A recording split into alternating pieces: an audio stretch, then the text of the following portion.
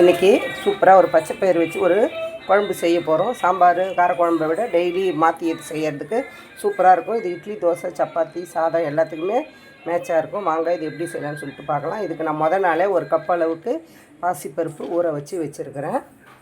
இப்போது கொஞ்சமாக குக்கரில் எண்ணெய் ஊற்றிருக்கேன். கொஞ்சம் சீரகம், கொஞ்சம் ஒரு பிரிஞ்சி தழை போட்டுக்கலாம்.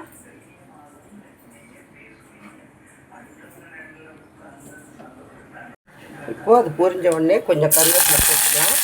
ஒரு பச்சை மிளகா, ஒரே ஒரு வெங்காயம். இது ஒரு கப்பு பாசிப்பருப்புக்கான அளவு. இந்த வெங்காயத்தை கொஞ்சம் பொன்னிறமாக வதக்கிக்கலாம். இப்போது வெங்காயம் கொஞ்சம் கண்ணாடி பதம் வதங்கின பிறகு ஒரே ஒரு தக்காளியை கொஞ்சம் மிக்சியில் குறைப்பாக அரைச்சி இதையும் இதில் சேர்த்துக்கலாம். இதில் கொஞ்சம் ஒரு அரை டீஸ்பூன் அளவுக்கு இஞ்சி பூண்டு போட்டுக்கிறேன்.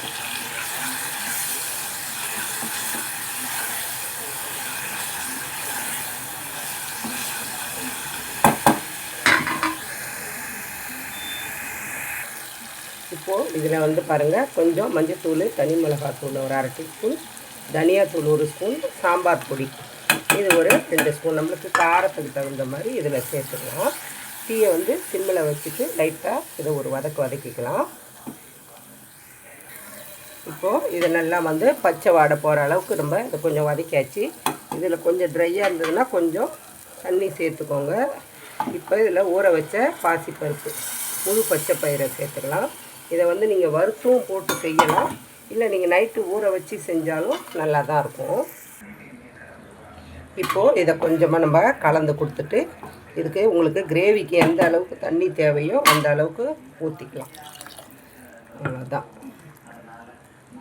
இதுக்கு உப்பு சேர்த்துக்கலாம். இதில் கொஞ்சம் தேவையான அளவு உப்பு சேர்த்துக்கலாம். அவ்வளோதான்.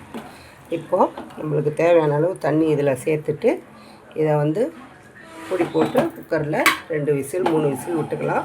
நல்லா நெத்தாக வேணும்னா ஒரே விசிலில் இறக்கிக்கலாம். நான் ஒரு 2 விசில் விட்டு இறக்க போகிறேன்.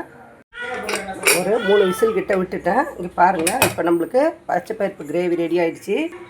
இப்போ இதுக்கு தாளிப்பு வேணும்னா நம்ம சேர்த்துக்கலாம், இல்லைன்னா இப்படியே கூட சாதத்துக்கு போட்டு பிசைஞ்சிக்கலாம். இன்னும் கொஞ்சம் கிரேவி வேணும்னா நீங்கள் இன்னும் கொஞ்சம் தண்ணி சேர்த்துக்கலாம். இது இப்படியே சாப்பிடவே சூப்பராக இருக்கும். கண்டிப்பாக ட்ரை பண்ணி பாருங்கள். ட்ரை பண்ணி பார்த்துட்டு ஃபீட்பேக் கமெண்ட்ஸில் சொல்லுங்கள். பிடிச்சிருந்தா அதமம் 2.0 சப்ஸ்கிரைப் பண்ணுங்கள். பக்கத்தில் இருக்க பெல் ஐக்கான் அழுத்துங்க. வாழ்க வளமுடன், நாளும் நலமுடன்.